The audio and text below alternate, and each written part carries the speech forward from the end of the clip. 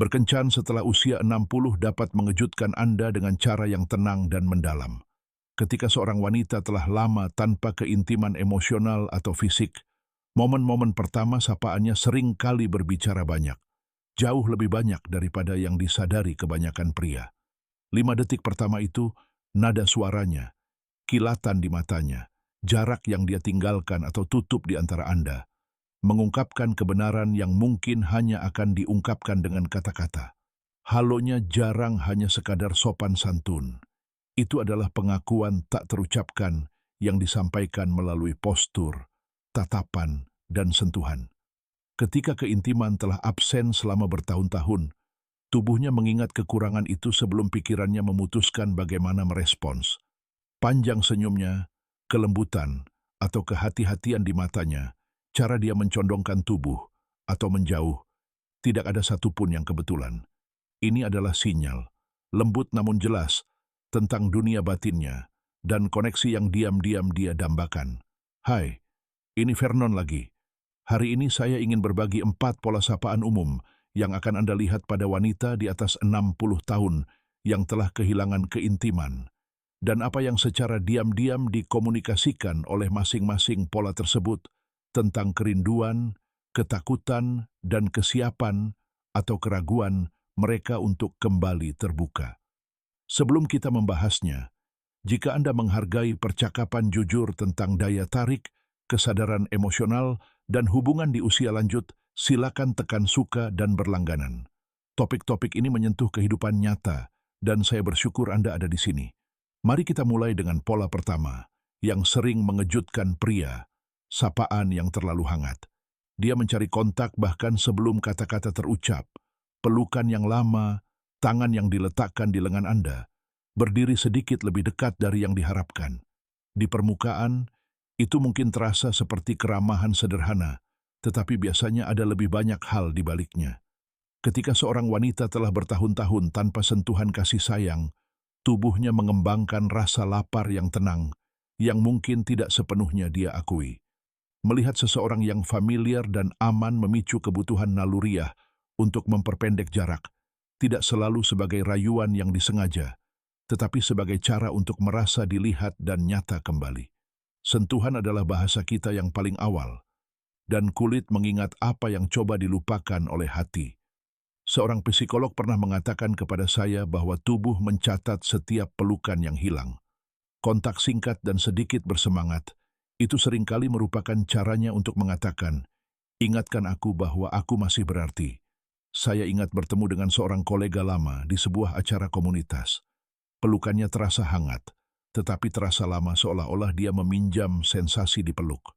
Selama obrolan singkat kami, tangannya menyentuh bahu saya 2 kali. Santai, namun disengaja. Kemudian saya mengetahui bahwa suaminya telah meninggal 3 tahun sebelumnya. Dia tidak mencari romansa. Dia mencari kepastian bahwa dia tidak menjadi tak terlihat. Sentuhan itu berbisik pelan. Aku rindu diperhatikan. Pola kedua adalah kebalikannya. Jarak yang sopan. Dia tersenyum, bertanya kabar Anda. Tetapi tubuhnya tetap berjarak 1 langkah hati-hati. Lengan dilipat atau dekat di sisi tubuhnya. Mata bertemu dengan mata Anda sebentar sebelum beralih. Ini bukan ketidakpedulian. Ini adalah perlindungan diri.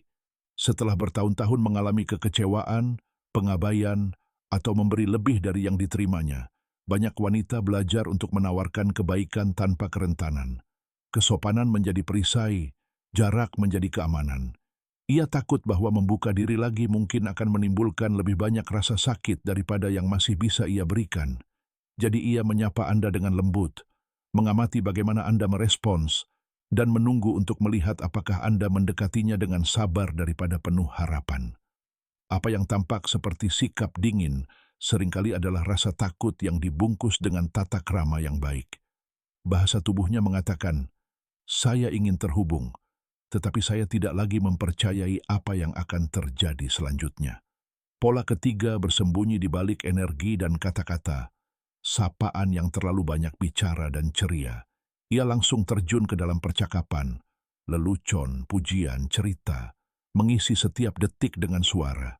Keheningan terasa berbahaya baginya. Itu mungkin akan membuat kesepian mengejarnya. Ini adalah pertunjukan yang menggantikan kedekatan yang tulus. Ia menghibur karena menghibur terasa lebih aman daripada menjadi rentan.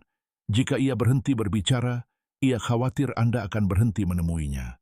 Di balik keceriaan itu, seringkali terdapat permohonan yang tenang. Perhatikan aku, temani aku, buktikan bahwa aku masih layak mendapat perhatianmu, bahkan ketika aku diam. Banyak wanita yang pernah hidup sendiri, atau merasa tidak diperhatikan dalam hubungan masa lalu mengembangkan kebiasaan ini. Obrolan cepat adalah caranya untuk tetap terlihat. Pola keempat dan mungkin yang paling ampuh adalah sapaan yang tenang, yang hampir seluruhnya disampaikan melalui mata. Dia tidak terburu-buru untuk berbicara atau memenuhi udara. Dia hanya menatapmu, mempertahankan tatapanmu sesaat lebih lama dari biasanya. Ada kehangatan, tetapi juga jejak ketidakhadiran. Seolah-olah dia mengingat perasaan yang belum dia alami selama bertahun-tahun. Keheningan menjadi pengakuannya. Dalam tatapan yang lama itu, kamu dapat merasakan kerinduan dan keraguan, harapan dan kehati-hatian yang lembut. Ini adalah sapaan seseorang yang hampir melupakan bahasa kedekatan dan sedang menguji apakah aman untuk mengucapkannya lagi. Matanya berkata, "Aku di sini, tetapi aku rapuh saat ini. Bisakah kamu menemuiku dengan lembut?" Berkencan setelah usia 60 tahun membawa beban sejarah nyata, kehilangan, pernikahan panjang, kesendirian, bertahun-tahun merasa tidak diperhatikan. Semua itu terlihat dalam sapaan pertama. Seorang wanita mungkin berlama-lama dalam pelukan untuk mengingat bagaimana rasanya sentuhan. Wanita lain mungkin menjaga jarak untuk melindungi kelembutan yang tersisa. Seorang wanita mungkin berbicara cepat untuk tetap berada dalam sorotan. Wanita lain mungkin hanya menawarkan tatapannya, berharap Anda akan melihat jiwanya sebelum ia berani berkata-kata.